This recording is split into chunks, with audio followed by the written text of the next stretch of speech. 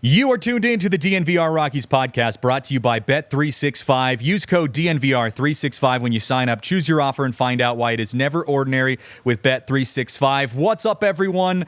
Live from the Toyota Lounge here at the DNVR bar on Colfax and York. We're having a good time. We got a special show because we have a special guest in-house today. It's CHGO's Cody Delmendo joining us today. Cody, welcome to the show. Welcome back to the show, I should say. Your Cubs are going to be coming into town here at Coors Field shortly, so we're glad to have you previewing the series with us. Yeah, thanks, Christian, for having me. I love the DNVR bar. If I'm waiting for when we get one in Chicago here at CHGO. Like this is like my favorite thing about our company is just the DNVR bar. I'm jealous that you get to go there every day and do your show on top of going down the stairs and there being a bar like that. Yeah. I'm going to probably go grab a beer after the podcast. Maybe it's a little too early. I don't know. It's Friday. It feels like a good time to get that. But it is a good benefit of having a bar on hand. And also the watch parties, it's football season. Things are starting to pick up again. I know you guys, are in full swing with the Bears and everything. So, you guys, anytime you're out in Denver, come hang out with us. We love having you. Yeah. I mean, I think a lot of people, like Cubs fans that tune into this, that follow me, they probably don't want me to ever go back to Coors Field ever again. Because when I went out there last year, it was just the start of their September collapse. Like the Cubs went into Denver or into Coors Field with, expectations to win that series and then lost the series. And it was a very disappointing one. And then went on and got swept by the Diamondbacks later that week. It was just a very tough road trip, and unfortunately I went to that series as well. So every game I went to on my little mini trip that I went on, I didn't even go, CHGO didn't send me. I did it just because I wanted to, because I'd never been to Coors Field or Chase Field, and I just went, and the Cubs went 0-5 in the games that I went to. So you're never allowed to leave Chicago ever again? I'm never allowed to go back to Coors Field or Chase Field. And I could get past not going back to Chase Field, but man, I really loved Coors. Coors was awesome. And I'm like, I have to be able to. Next time I go to Coors, the Cubs can't be here. I'll go and just enjoy the ballpark and watch two random teams play, or the Rockies play whoever. I can't. I don't think I can go back and watch them play the Cubs though. Hey, look, man. I mean, you probably saw it when you were here. It feels like the entire city of Chicago shows up to Coors Field when the Cubs are in town. And it's like part of being a transplant city here in Denver. Like, we get that. I mean, we're going to play the Dodgers here soon, and it's going to feel like we're in LA, all over again. So you do have a good fan base that does kind of represent, even if you're not at the ballpark. Yeah, that was one thing that I really noticed when I was there last year. Even the day game, I went to I went to the Friday I think I went to the Saturday, or no, it was during the week. So it was a Tuesday, Wednesday game that I went to.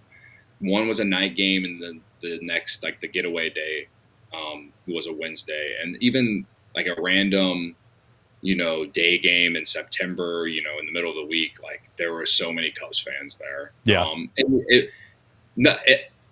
I'm sure it does have a lot to do with the fact that Denver is what it is in terms of I know a lot of people from Chicago that I've known for a long time that moved to Denver, and then they eventually come back to Chicago. You know what I mean? Yeah. I understand that's the kind of city that it is. And rightfully so. It's a beautiful city. I love going to Denver. I'm not a big fan of your airport, but other than that, it's great. Who is, dude? Is Denver Airport even in Denver? It's not close to anyone. Right. Yeah. But yeah, the Cubs fan base definitely showed out last year. I don't want to put too much on Rockies fans. You haven't had a lot of reason to want to go to the ballpark, unfortunately. And I think there's a lot of similarities in with the Cubs and the Rockies in terms of ownership right now. I think both ownership groups are getting there's a lot of questions from both fan bases, maybe more so from the Rockies because you guys, have lost. I know you lost 100 games last year. I think you're on track to lose 100 games this year too. Yeah. But the Cubs haven't made the playoffs in a 162-game season since 2018, and they haven't won a playoff game since 2017. And even though their history says, 108-year drought with no World Series, you're lovable losers and all that, when you actually finally win the World Series, you set a standard.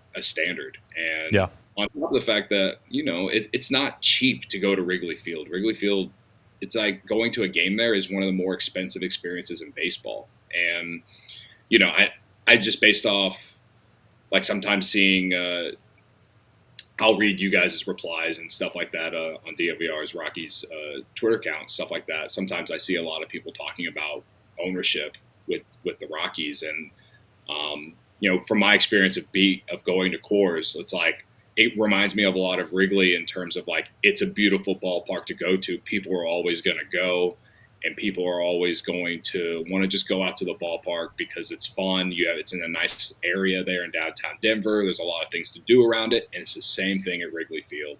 Yeah. And so there's a in terms of like how ownership is acting, not wanting to invest in the on-field product. Sometimes I see a lot of similarities in these two franchises. I admittedly, I don't think the Cubs are nearly as bad as where the Rockies are right now. It feels in terms of that, because at least the Cubs have spent some money in trying to make the team better. But again, when you set a standard here, when you won a World Series less than 10 years ago and you haven't made the playoffs in 6 years, a lot of people are angry. So and I want to compare, because I do think, and I'm not saying that Rockies fans, the fan base itself, is in the same level of context as Cubs fans, because there's so much history and that like Midwestern intensity that you guys have as a fan base that just isn't here. I mean, we can be very complacent fans at times, but I remind people who aren't from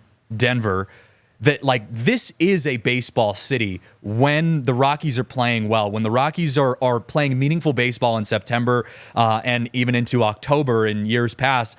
Like this place goes all out, and it becomes a premier event in the city. And it's also one of those things too that like when the Rockies do win their first World Series, it will be on par with like the Denver Nuggets winning their first World Series. It's not going to be something that just gets kind of like celebrated and then brushed under the rug. Like it's going to be the same thing that you just mentioned, where it's like we are setting this standard for success now that has to be achieved and attained moving forward.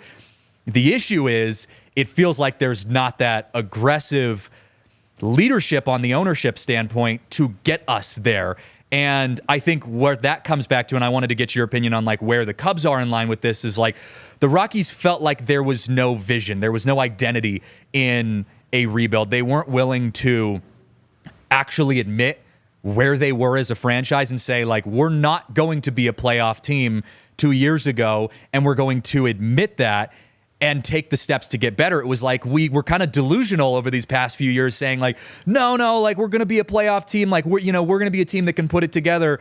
And then year after year, 6 years straight, we've seen that that's not the case. And they're finally starting to realize we've got to be sellers. We've got to be, getting new product, like kind of starting from scratch. But it felt like a really long time to get there.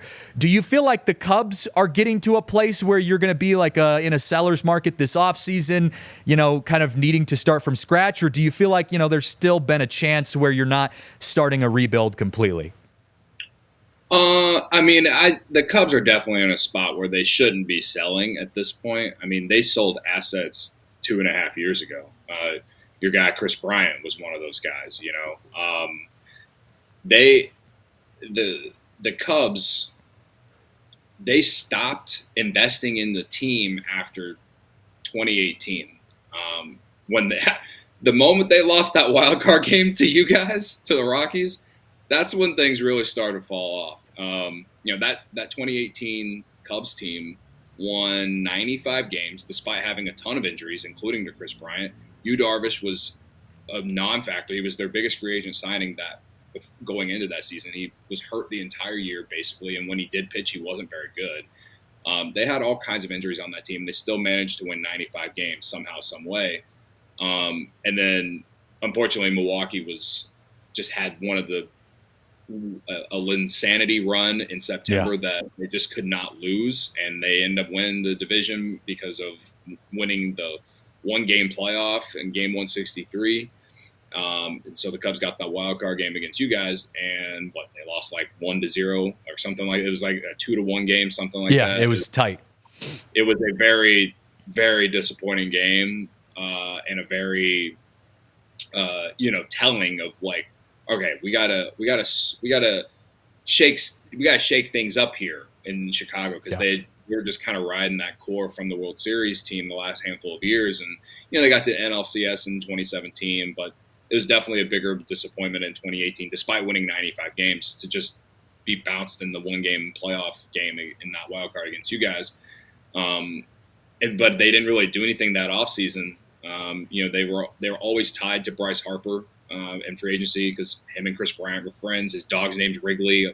The Cubs have all this money, and then he ended up signing with the Phillies. The Cubs were never really serious.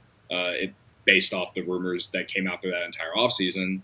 They were never serious about Machado. They weren't ever serious about anyone at the top of the free agent market that offseason. And Theo Epstein said at that press conference, season-ending press conference, the offense broke, and then they did nothing to make the offense better. They signed Daniel Descalso as a utility guy. That was it. And they were projected to win 79 games in 2019. They ended up winning 84, but they should have won more. They had a 9-10 game losing streak in September that just I tried to block out of my head. And that year is, if there's any year that's been more frustrating for Cubs fans in recent history, if outside of this season, it definitely would be 2019. But the point that I'm getting to on this long-winded story is that after 2018, they were kind of in that situation that you were kind of describing the Rockies, where from 2019 to before the trade deadline of 2021, they were kind of like, are we buying? Are we selling? Are we trying to win? On top of that, there were all of the discourse, the conversations of, are we going to extend Kris Bryant? Are we going to extend Javi Baez? Anthony Rizzo's contract's coming up, and their farm system was bottom 10 in baseball at the time. So there was a lot of issues internally there. And once they finally decided, okay, we're going to trade all these guys at the trade deadline of 2021, that's when you knew they were going to be rebuilding for at least a year or two. And 2021, they won 74 games, or 2022, they won 74 games. Were a lot better than what people expected last season until the very end. And they won 83. And now this year, they're projected to win somewhere around the same amount of games as last year. To me, this year has been a massive disappointment because the Cubs, and this kind of goes into what I was talking about with ownership and stuff, is the Cubs charge one of the more expensive experiences in baseball. They, it's not cheap at Wrigley Field. A beer at Wrigley Field is anywhere from $14 to $16. It's not cheap to go to Wrigley. Yeah. And ownership just knows that not only will fans come, but tourists come to Wrigley. Wrigley Field's probably the biggest tourist attraction in Chicago in the summer. And they know that people are going to continue to come. And I'm never going to be someone to tell fans to not come, but it also feels like they're just taking advantage of us in some ways. And that's why, to me, this season's been really disappointing because they didn't really do a ton this past offseason to put this team over the top to at least be a real playoff contender. They entered the season with an 83 to 85 win projection on Fangraphs or Pacoda, whatever. And that's basically what they're going to be. But it's you've missed the playoffs all these years, and you finally decided to pick a direction a few years ago. This will be year 4 of the Jed Hoyer era, and we have no real success outside of a few players developing. There's no real like team success along this way. And me as a fan, and I think a lot of other Cubs fans are sitting here wondering like, when are we going to start winning again? Because like that was when we were doing that. And so, yeah, I mean, it's, I would say that I guess we're technically been in a rebuild, but it shouldn't have been a rebuild for as long as it's been, I guess I could say, because the Cubs are the Cubs, and they're valued on Forbes every year. They put out that article. The Cubs are valued as one of the top 5 teams in Major League Baseball in terms of what they're worth, and they charge all this money at Wrigley and all this. I'll give them credit. They've definitely transformed their farm system, their player development, scouting, all those things, and that's great. You need that to have a successful organization. But at the end of the day, fans just want to see their team win, man.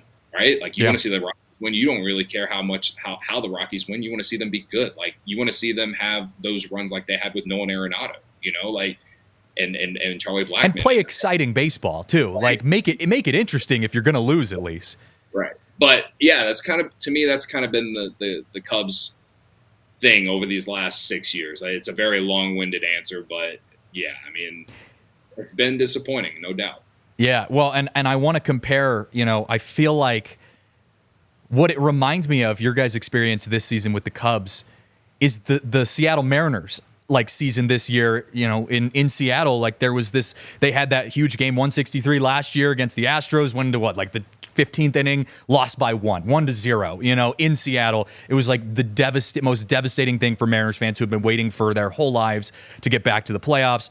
And then this season, there was these huge lofty expectations of like, we're going to be a playoff team. And they have just completely, lost track of where they are in that division. And so I want to make that comparison here in a second. But before we get into that, let's give a quick shout out to one of our sponsors over at Game Time. Right now, there's never been a better time to be a sports fan or a fan of live events in any way, whether it's concerts, whether it's sporting events. We've got a lot of football games coming up here in town. Baseball's still happening. Rockies are back at Coors Field. Whatever your vibe is, Game Time is the place to go to get those tickets because they have so many cool options at Game Time.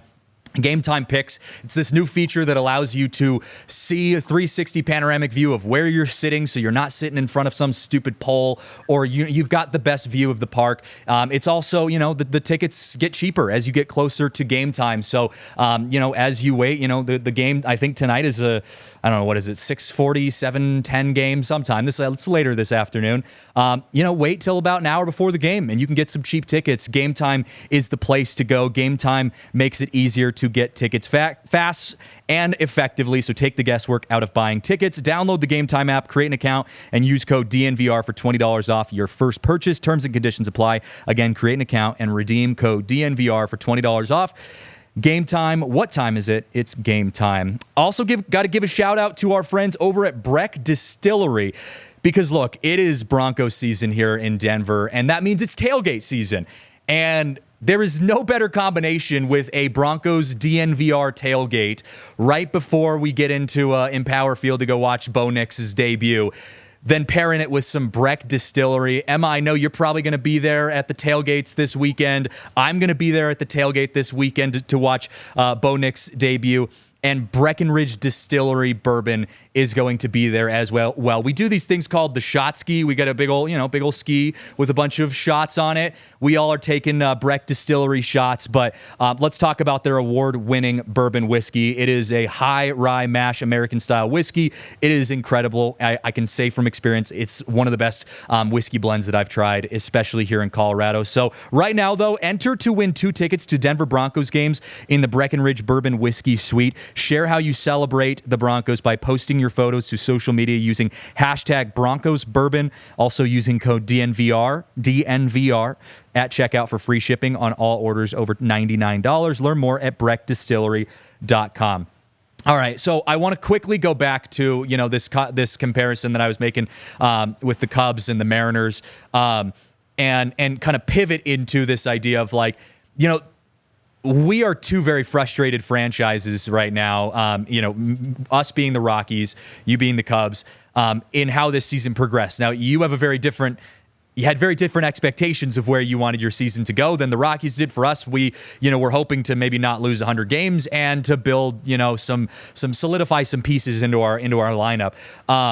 But I was listening to your guys' podcast, I think it was 2 days ago, and you said this is your most frustrating season covering the Cubs. Do you feel like it's just because you went through kind of some of those dog days the last few years of the Cubs and you felt like it was building to like this postseason run, or like why do you feel that way? What is causing you to just be completely done with this Cubs season? I'm exhausted because like all of the issues that me, Luke, Ryan, Corey, and Brendan said on our show, like in the offseason, we all mentioned all these issues that we feel like could, if again, they were projected 83 to 85 wins. So to outperform that projection, you're going to need some extremes to hit, right? Like they were going to need some young guys to emerge. They were going to continue to need some of their veterans to continue to play well, stuff like that. But like, their biggest free agent signing last offseason was bringing Cody Bellinger back, which I was always for, but I always said too that they needed another bat to go with that lineup because you're not sure what you're going to get out of Cody Bellinger this year, based off the fact that he wasn't very good for a 3-4 year stretch, whether it's because of injuries, whether it's just the league figuring him out and he couldn't adjust, whether it's all those things together. He had a great season last year, getting a new change of scenery or whatever. But to expect him to put up another almost 30 home run season, hit over 300, and be in the MVP race like he was, I just think that's not smart by the front office to just assume that he is going to do that again, even if he is 28, 29 years old. You made a great trade for Michael Busch, who's been one of the best rookies in baseball. But at the end of the day, and you signed Shota Imanaga as well, which has turned out to be a great contract. But we all said in the offseason that the team needed more offense. And expecting a guy like Michael Busch, who's a rookie, to really be that offense, and that's really it, to me, especially when you're the Cubs, is just not smart. Like you needed a bigger name in there. And the Cubs entering the season were top 3 on their minor league farm system in baseball, and you could have traded some assets to bring a guy in. I don't know who could have been available. I know Josh Naylor was a name that was out there that they were kind of linked to last offseason.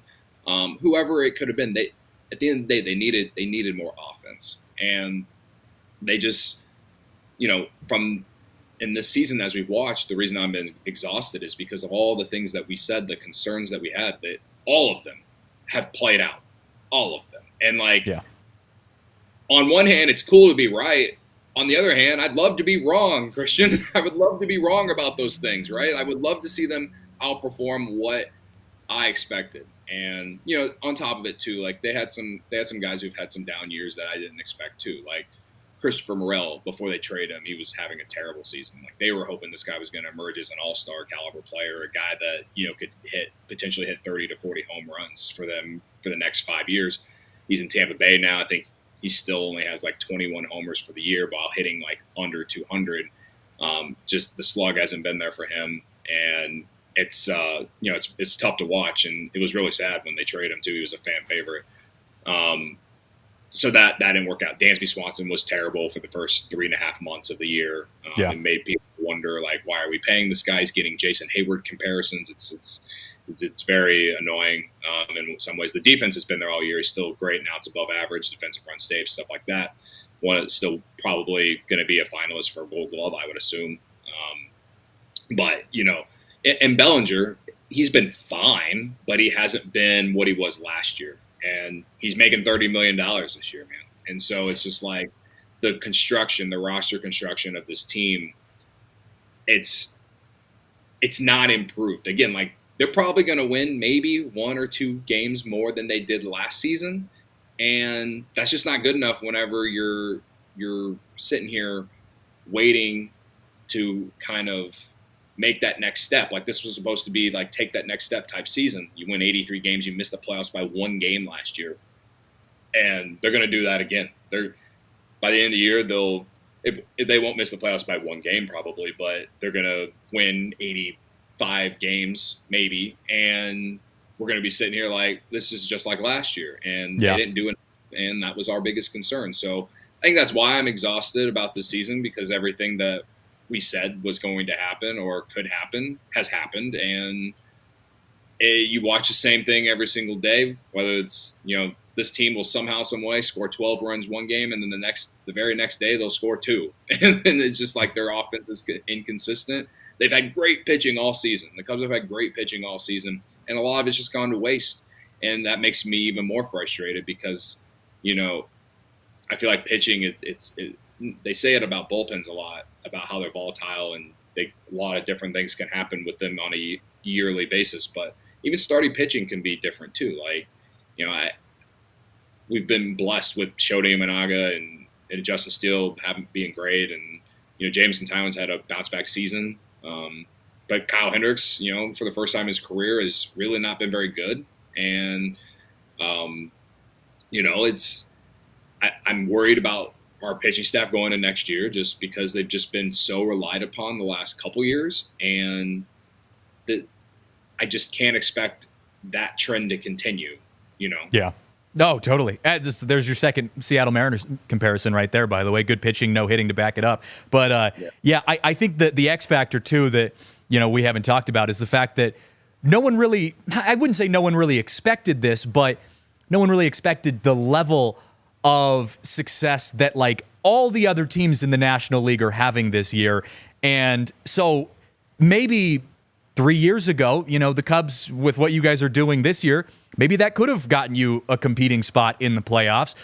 But when you're having to face teams like the Dodgers, who you guys almost just swept, just a few days ago, but the Dodgers, the Diamondbacks, the Braves, the Brewers, the National League division is insane right now. And so that you can't just be kind of a middle-of-the-run team. And I've been saying this for weeks now about the Rockies, because the Rockies set their deadline to 2026 of, like, we need to be a playoff competitive team by 2026. And that's great and all. I'm glad that we're putting a date to it. But at the same time, I'm like, the idea of us winning the division over the Dodgers, the Diamondbacks, the Padres, like, it's not going to happen in 2 years. So we're basically hoping for a wild card spot in 2 years. Well, that's also probably not going to happen given how stacked the National League is right now. So you can't just get away with being just kind of a middle of the run team in the National League right now. You have to be incredibly competitive and increasing your competitiveness every single year. So I think that's an interesting point. I want to pivot though real quick because I want to talk about your thoughts on Kris Bryant, because I think a lot of the Rockies fans, and I was saying this to you before the show, a lot of Rockies fans never got to experience the reason why we brought Kris Bryant to Colorado. You did with the Cubs, and you got to see him in all of his glory. And so there's a totally different taste that we have as Rockies fans for Kris Bryant in our mouth than you have. What has been your kind of reflection on Kris Bryant? Obviously, you're glad that he's not with the Cubs anymore, but is it frustrating to see the way it panned out and to see how his kind of potentially Hall of Fame career was just kind of took a nosedive? Yeah, it's just really sad. When the Cubs traded him in 2021, at that time, in my head, he was going to be the guy that the Cubs regretted to let go the most. Yeah, the Peyton Manning type of guy, yeah. Because I thought if this guy could just find a way to stay on the field, he could get back to what he was doing from 2015 to from 2015 to before he hurt his shoulder in 2018. Because everyone talks about the MVP season when they won the World Series, but like if you look at some advanced stats, his 2017 season was even better. I think by WAR he was better in 2017. And in 2018, I don't remember when that shoulder injury sliding into third happened, but before that injury, he was doing it. He was having another great season, and then that shoulder injury happened, and that was the first time where you're like, okay, this guy he's hurt for the first time. Like, how will things go moving forward? And then he just had – it's not that he was on the shelf all the time. He just had a lot of nagging injuries. And whether it's his fault or the Cubs' fault, he would try to play through them a lot.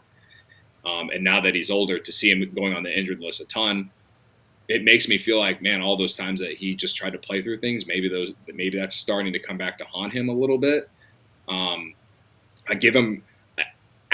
always gave him a ton of credit for trying to play through things, though, because a lot of fans in Chicago, especially after 2018, started trying to form this narrative that, you know, that he's soft, that he's injury prone, all these things. And it's like, this guy's out here trying to play through things all the time. Like, and a lot of guys are doing that around the league. And I do think, though, in my own brain, sometimes I do think that him trying to play through a lot of things has led to him, you know, it being, you know, very obviously injury prone now. And yeah, it's sad. It makes me sad because he really was on path to be like a Hall of Fame player. I mean, for the first 5 seasons of his career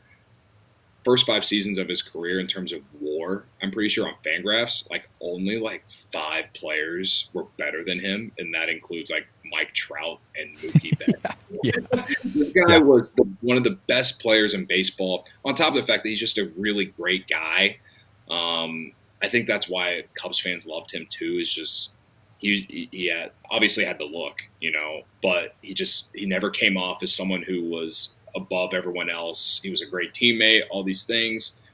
And then he was just really, really good at baseball, man. Yeah. And it's not that I wanted him to come to Colorado and completely flame out. I will admit I wanted him to come to Colorado and just not be nearly as good, but I never would have ever expected this. And it's so bad that I feel bad for him. I feel bad for Rockies fans even too, just because it's like, you're paying this guy all this money and he just he's not performing when he is playing, and he's hurt a lot. The power outage is what surprises me the most too, considering you're playing here at Coors Field. But yeah, it's a really bad ball. I make the comparison because I think it's the same kind of deal. I don't blame Kris Bryant directly. I blame the Rockies for putting him in a position where I don't think they gave him as many tools to succeed. And I compare it to the Russell Wilson thing when the Broncos, you know, signed Russell Wilson. And, you know, it's like, okay, like, you know, Broncos fans are pissed off at Russell Wilson for not, you know, succeeding at this level. Well, when you surround him with the team that the Broncos surrounded him with last year, and the O-line and all of that kind of stuff, like, what did you expect was going to happen? And also, he's getting older and starting to fall down in his prime. And I think that's the same kind of deal with Kris Bryant, with some extra parts. But I want to continue this conversation, but real quick, before we get into the latter half of this Kris Bryant talk, got to give a shout out and share some love with our friends over at Bet365, because at Bet365, we don't do ordinary. We believe that every single sport should be epic. And right now, new customers can choose between 2 offers when you open an account at Bet365 using code DNVR365. You can deposit $10 and get between either a bet and get offer or a first bet safety net offer. But I want to highlight a cool offer that they've got right now within Major League Baseball on Bet365. It's called the MLB Early Payout Offer. Basically, it means that if your team goes up 5 runs or more, you get an instant payout. And so that's a pretty cool, unique feature that you've got over at Bet365. And the Rockies are coming back into town. First time they've been at home in 11 days here at Coors Field. So, you know, if you're not going out to the ballpark, turn on the game at home. Get a couple bets placed on Bet365. Use code DNVR365 when you sign up, and see why it's never ordinary at Bet365. Must be 21 or older, physically located in Colorado. Please gamble responsibly. If you or someone you know has a gambling problem or wants help, call or text 1-800-GAMBLER. Also, when we talk about the Rockies coming back to Coors Field, it goes synonymous in talking about Coors Light, because that is the perfect combination. Coors Light, Coors Field, it's all the same. And there's no better way to enjoy Rockies baseball than with a cold, refreshing Coors Light. And Cody, I don't know if you know this, because you were talking about how expensive it is to buy a beer in Chicago, but anytime before first pitch, up all the way up until the very first pitch of the game, it's $3 Coors Lights. You can get 2 of them at Coors Field, and also at the 7th inning, it turns into $4 Coors Light. So you can get pretty cheap beer at Coors Field. It's a pretty sweet gig. I know. People are always shocked when they come to Coors Field and find that out. I was as well. But Coors Light, it's really just the best way to embrace that chill mindset. Choose chill, hang out, enjoy a good weekend out at the ballpark. So make the most out of your times you choose to chill. Get Coors Light delivered straight to your door with Instant Cart by going to CoorsLight.com/DNVR. Please celebrate responsibly. Coors Brewing Company in our backyard here in Golden, Colorado. All right. So are they giving those Coors Lights, those $4 Coors Lights in the tall boys? Because when I was out there, like they only gave them to you in like the 24-ounce cans. So I should say it's at the rooftop bar. You can go up to like the very top rooftop bar, and that's where they've got $3 Coors Lights. You can get two of them. So I would guess it ends up being a tall boy if you spend $6 on a tall boy. Or you can go and get $4 beer after the seventh inning. It's a sweet deal, man. That's why people come to Coors Field. Like you can go spend you can have a $5 bill in your pocket, get yourself a ticket, and then go spend equally, pretty much the same amount of money on drinks. It's like you're under $20 for a day at the ballpark. Yeah. That is a great deal. Honestly, if they did that at Wrigley, I wouldn't complain about ownership as much as I have on this show. Yeah, probably not, man. That is the benefit of it, and it's probably why we get 35,000 people per game. When the Rockies have been eliminated for a month, it's like, okay, well, people still show up. That's the way it goes.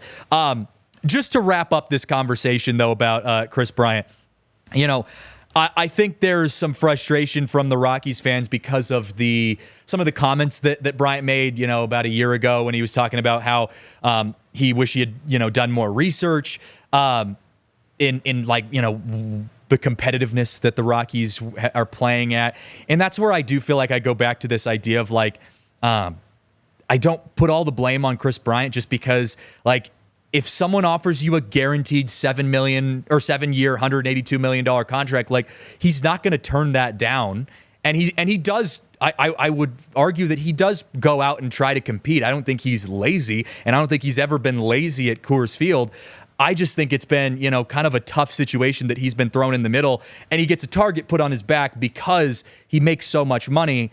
I do feel like some of that blame has to go to the ownership for guaranteeing someone who was starting to become injury prone, as you mentioned, and starting to kind of hit the latter half of his career.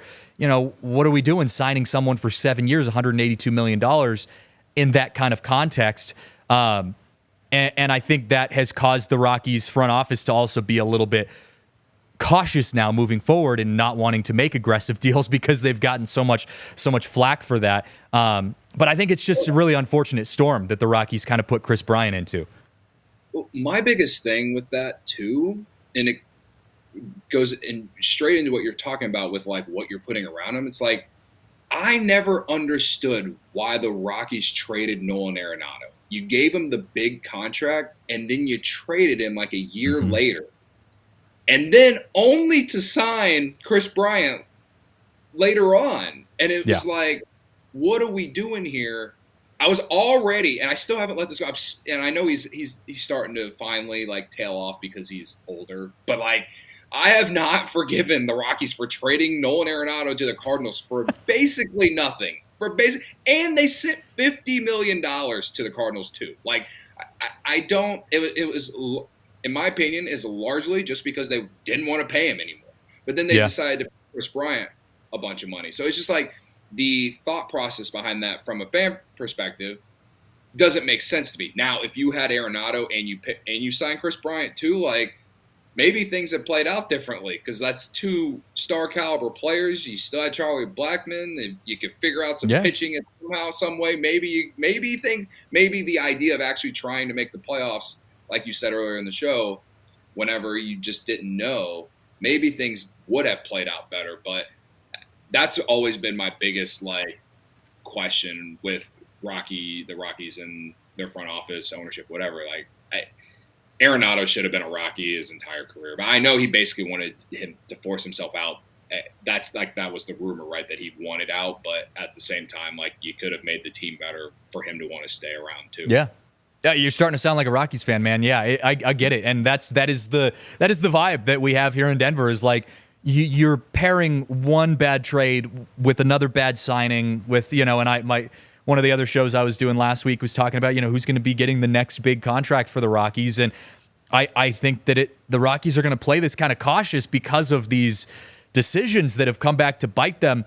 But and I know it's easy to say this on the outside looking in, but it feels like common sense, some of these things. And I felt like that during the trade deadline because you're in a position right now where you need pitching and you need to boost up your farm system. And we had some guys, Elias Diaz being, one of those guys on the Rockies that was like, hey, you still have some value in him, but they're not fitting your view of where you're going with your franchise moving forward. So get them the hell off the team and get some value for that. And I felt like they were too conservative in the way that they did that. So I just didn't they just end up putting him on waivers?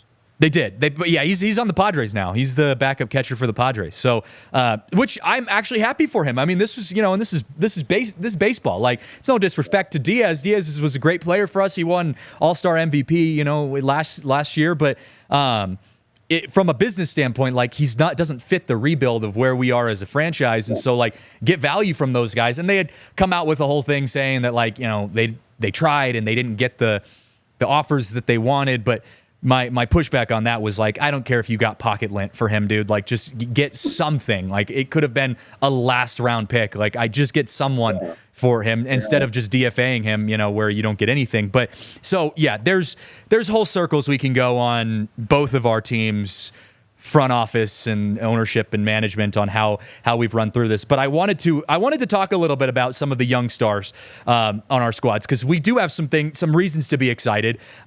We have very similar players too as well. You guys with PCA, Pete Crow Armstrong, us with Brenton Doyle. And I don't know if you saw this, but MLB just came out, I think it was yesterday, with their like bracket of most exciting players on ESPN. And they had our only represented player for the Rockies and for the Cubs was PCA for the Cubs and Brenton Doyle. Now, they did put in the bracket Brenton Doyle up against Shohei Ohtani, so like we can't compare those two. And they also put PCA against Lindor. So pretty tough comparisons that ESPN was making there. But I think from a comparison between the two of us, PCA and Doyle, like they're starting to shape out to be looking like they could be a future face of the franchise if they're kind of crafted accordingly over the next coming years. Yeah. I think the biggest question with Pete Armstrong coming into this year was the offense. Minor leagues, he had an 80 grade, like fielding, whatever it's called. Like he's been highly touted as like an elite defensive outfielder, and mainly in center field. And he has lived up to that. He if you hit that ball, if you hit a baseball to left center, right center, he will go and catch it. And I look forward to watching him in the range at a ballpark like Coors Field. And he made some nice catches there last year too.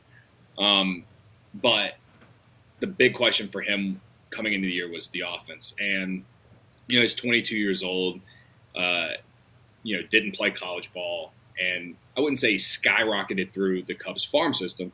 He was part of the Javi Baez trade at the 2020 trade deadline. And he was hurt at the time when they made that trade, so he didn't play in the system at that time until 2022. They started him in Myrtle Beach, low A, made it, I think he got as high as high A that year. And then in 2023, they started him in double A and made his way to triple A. And then he was a September call-up because the Cubs were in it. But he didn't play every day. He came up, played, was a pinch runner, and would be a defensive replacement at times. And then this year, because they brought back Cody Bellinger, which was a big part of like, should we bring him back or not? Like, because of PCA, he started the year in the minor leagues. Bellinger gets hurt late April, gets called back up, and you saw a little bit of flashes with the offense that short little stint before he went back to Iowa when Bellinger came back. And once he came back, the league had figured him out at that point. Like, he really struggled with the bat in May and June. He started to show flashes with the offense in July. The week right before the All-Star break, he had a 2-home-run game against St. Louis in St. Louis. And then I would say since like the end of July, he's really taken off. I recall a series against the Royals. Since that series against the Royals, this guy's been not just like one of the better rookies, but like you can argue him being one of the better players in baseball since that date. Because defense has been so valuable. He's 99 sprint speed percentile on Baseball Savant, so he's got almost, if he doesn't have 30 stolen bases, he's really close at this point.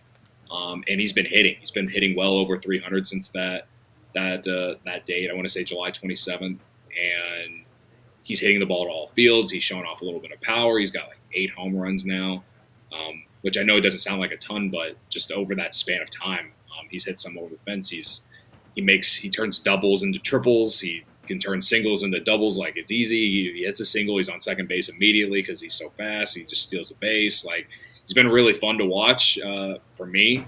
He definitely does come off as a guy who the Cubs could be building around for years to come. And only 22 years old, man. Like, the Cubs, outside of Dexter Fowler in 2016, they haven't really had a real consistent center fielder for a long span of time over the years of my life, really. One year in 2005, that was for 1 year. I'm just naming real Cubs legends now. But like outside of Fowler, they haven't had a real center fielder for a really long time. And this guy could be it, man. Again, 22 years old, still got to tamper my expectations. But if he continues to play like he has been in the second half of the season through the end of the month, it's going to go into 2025 with a lot of, I wouldn't say expectations, but a lot of people buying stock on him, picking him to, maybe, picking him to, winning a Gold Glove at the very least. Like he's been that good over the last month and a half. Well, he kind of jumped onto the world stage for me when I saw the video of him with his inside the park home run, and I mean it was literally like he hits the ball, and next thing you know, you blink and he's already home. Like, I was just like, I didn't know baseball players could be that fast. So, incredible offense, or incredible speed offensively. Yeah. Took him 14 seconds to round the bases, I think, in that. And it's like, listen, I know Ohtani hits him 450 feet, but does he run the bases in 14 seconds? You know what I mean? I'm totally kidding. I couldn't even. I don't think I could make it. Home to second when I was in my prime in 14 seconds. That's insane. That's incredible. I want to talk about Brenton Doyle's offensive stats because I think there are some similarities into how he's increased in a moment. But before we get into that, got to share some love with our friends over at Westera Credit Union, because Westera Credit Union, they're all about making their members financially prosper. And I really like that Westera is all about education. They were started by 8 teachers that got into the financial business, and helping other people is pretty much in Westera Credit Union's DNA. So as a member, pretty much any interaction you have, it's going to be personal. You're going to be able to sit down and talk with family-friendly tellers and people who are going to help you get on the right track with your money. So no matter what you're interested in doing, whether you're starting to save money, invest, whether you want to, get your kids on track for college, whatever that looks like, Westera Credit Union has you covered. Their Smart Money checking account is an awesome place to start for those who want to make, some of those smaller balances, earn more money over time. You can earn up to 6% annual percentage yield on your first $2,000 each month. So they've got a lot of cool options over at Westera Credit Union. So if you like earning money by doing the things that you're already doing with your checking account, visit westeracu.com/smartmoney for more details. Membership eligibility required. Insured by NCUA. Restrictions and conditions apply. Also got to give some love to our friends over at Toyota, because Toyota is the best place to pick up any vehicle that you possibly could want, whether you want hybrid, whether you want off-roading, a truck, a nice Camry. I mean, they've got everything that you want. Personally, I've got the Toyota Highlander that I rock, all blacked out, some nice snow tires on my Highlander, getting ready for the winter season. I know my mom's got a souped-up Toyota Tacoma. We've got Toyota in the family, and I know if you go out and back in our parking lot behind the building, our DNVR crew members, we all love Toyotas as well. You'll see a lot of Toyotas back there as well. It is just a popular car, and it's popular for good reasons, because they are reliable and efficient. They've got 16 different hybrid vehicles to choose from if that's your thing. They've got SUVs. You can take command of the off-roading trails, whatever you're into. So visit your Front Range Toyota stores at a location near you. Toyota in Arapahoe, Centennial, Corwin Toyota in Boulder, Groove Toyota in Littleton, Mountain States Toyota in Denver, Stevenson's East in Aurora, Stevenson Toyota West in Lakewood. Toyota is the official vehicle of DNVR and the Rockies. So to circle back to what we were talking about with our center fielders, I want to add, too, because I think Brenton Doyle was the same kind of thing for me. Like, you know, his defense was never in question. We always knew Brenton Doyle was just an athletic center fielder who could hold down any of that territory out in that deep center field at Coors Field. But his offense was always kind of the question, and I think recently he's been able to kind of flip that switch and show offensively what he's capable of. He's young, so I want to see more out of it, but there was a stat that I was reading the other day that offensively, he's one of just 8 players this season to have 20 doubles, 20 home runs, and 25 stolen bases or more on all of those stats, joining Elly De La Cruz, Jarren Duran, Francisco Lindor, Zach Neto, Shohei Ohtani, Jose Ramirez, and Bobby Witt Jr. Like, that's a pretty impressive group of people to be named amongst. And I think people nationally are starting to recognize that Brenton Doyle, not just defensively, but also offensively, is going to be that guy. And I the reason I say that I think he could be the face of the franchise for the Rockies moving forward is because I think if he can be consistent in what he's doing, his output offensively, his output defensively, he's got the excitement factor that I think the Rockies have lacked for so long. Nolan Arenado was that guy. He was our exciting player that, like, people could watch Rockies games and be like, oh, he's exciting to watch. Rymack, Charlie Blackmon, they've kind of been like holding it down for the Rockies, and Rymack is definitely a very exciting third baseman to watch defensively. But I feel like from a national level, like, we just haven't had that, like, stand out, he's going to make a highlight play or have something, you know, some crazy offensive game every single time he plays. And Doyle seems like he could be kind of that guy. I expect this to be a super fun center field series, you know, between the two teams, because you've got two phenomenal center fielders that can put together highlight reels pretty much every inning.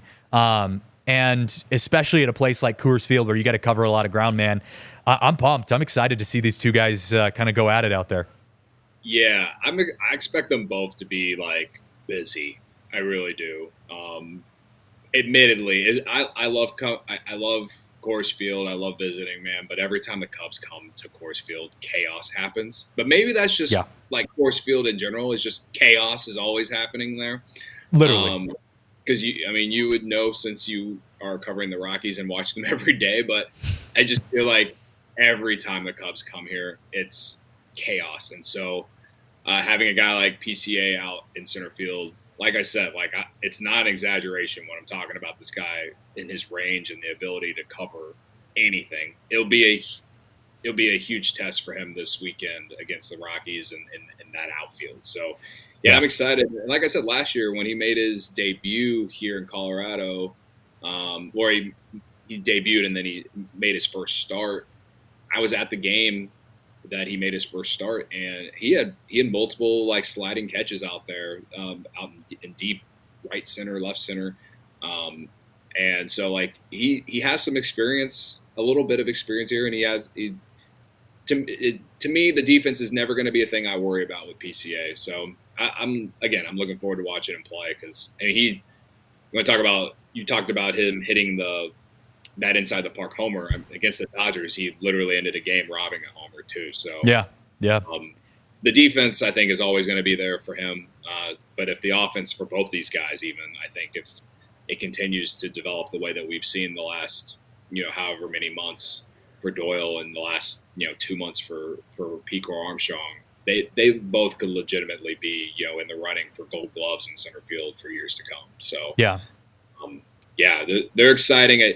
We spent a lot of the show just criticizing front office, the team, all these dudes, but they do have some good things going on. PCA is probably the most exciting thing going on for the Cubs right now. So yeah, well, you talk about chaos, man. I got to tell you, my first 2 weeks of going to games at Coors Field this year, because I did come in, literally halfway. My first game was the first game after the All-Star break, so I came in halfway through the season. And first 2 weeks, we played Boston. in my first game at Coors Field, covering the team, they came back from down by 4. They won it on a walk-off home run in the 12th inning. That was my first game. Then they put up 20 runs, the most runs they've put up all season against against any team. They put up 20 runs against the Red Sox. Then they had that Cal Quantrill fight kind of weird thing where he was calling Reese McGuire out for doing weird stuff in parking lots. And that was like my first week at Coors Field. And then I think like a month later, they came back from like down by 8. I mean, so yeah, weird stuff happens for the Rockies at Coors Field. They also were almost 500 going into, I think, the month of August. They were almost at 500 at Coors Field. So they actually play surprisingly well at Coors Field. It's their road record that's atrocious. But, I always tell people, like, you literally never know what you're going to get when you play the Rockies, especially at Coors Field, because they could go sweep the Dodgers, and I wouldn't be surprised because they do have talented guys. But, 3/4 of your lineup is under the age of 30. No, actually, I think all of your lineup starting defensively is under the age of 30, except for maybe your pitcher. And you've got 12 rookies. You've got 12 guys who made an MLB debut this season. Like, it is a whole bunch of unknowns every single time the Rockies play. So we have no idea. I actually can't even tell you what's going to happen this week. I have no idea. We're either going to, I think get swept by you guys or we're going to sweep you guys. Like, we have no idea what's going to happen this week at Coors Field.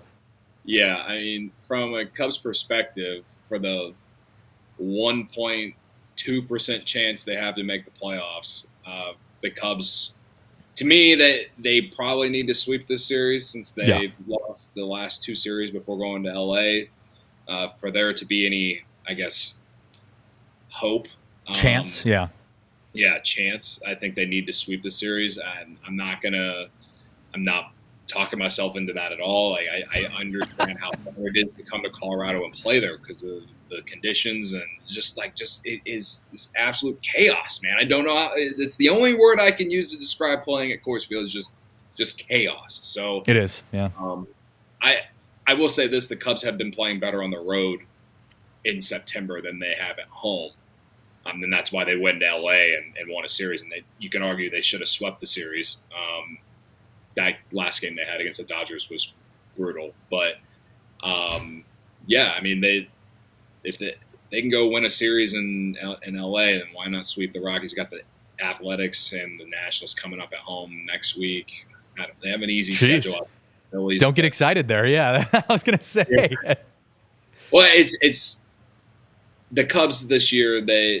They've really been a roller coaster because they'll get to within like 3 games of that last wild card spot, and then they'll get swept by the Guardians, or they'll go 8-1 on a road trip like they did recently, and then come home and lose a series to the Pirates, and then have to try to play their best baseball against the Yankees, but don't because it's the Yankees, and you lose 2 of 3 against them, and you win that Dodger series with basically no hope left, and you win 2 of 3. So now they're doing that thing again where they're giving fans a little bit of hope, and they're stringing you along, man.